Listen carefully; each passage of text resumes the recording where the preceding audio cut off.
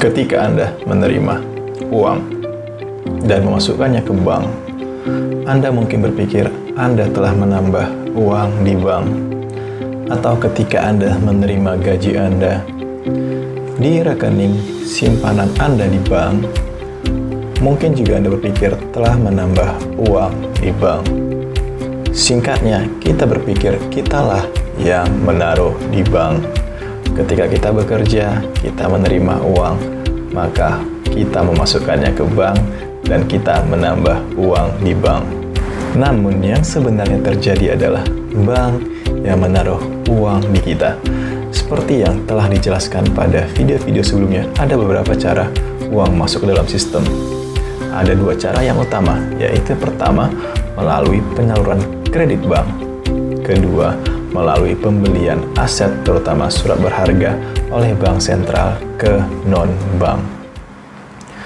Kedua cara ini akan meningkatkan simpanan di bank.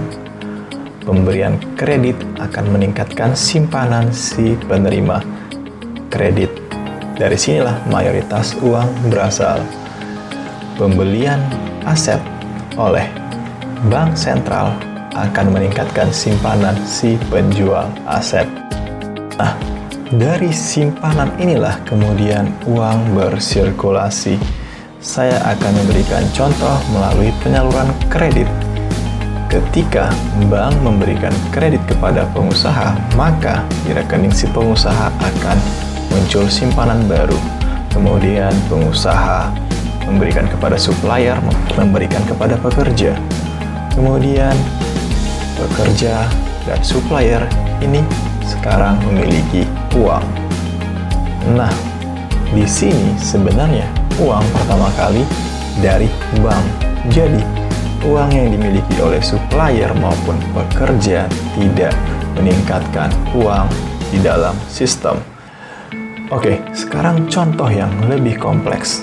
Katakanlah pengusaha mengajukan kredit ke bank, bank kemudian memberikan kredit, kemudian pengusaha memberikan kepada supplier dan pekerja, kemudian supplier dan pekerja memberikan kepada keluarganya, terus kemudian mereka kembali membelanjakan uangnya sebagian ke pengusaha.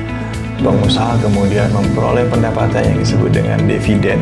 Kemudian mereka juga dapat menggunakan uang mereka sebagian untuk membayar dokter apabila mereka sakit, ataupun membayar perawat, terus kemudian membayar guru, membayar dosen, kemudian juga bisa membayar pengacara apabila ada kebutuhan-kebutuhan masalah hukum, ataupun untuk membayar aktivitas agama ataupun aktivitas sosial. Kemudian profesi-profesi tadi bisa membelanjakan uang yang diterimanya ke produk-produk perusahaan tadi. Kemudian pengusaha, pekerja, supplier, dan profesi-profesi lainnya itu dikenakan pajak. Kemudian negara mendapatkan pendapatan dari sana. Ini yang dipakai untuk membayar presiden, menteri, DPR, kemudian polisi, militer, dan PNS.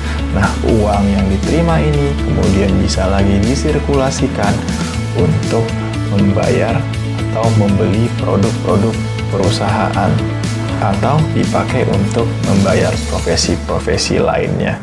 Nah, misalnya pemerintah membutuhkan dana karena pendapatan dari pajak kurang, maka dia bisa menerbitkan surat berharga. Nah, pihak-pihak tadi, profesi-profesi tadi dapat memakai uangnya sebagian untuk membeli obligasi atau surat berharga yang diterbitkan oleh pemerintah. Sekarang pemerintah memiliki uang dan bisa dibelanjakan.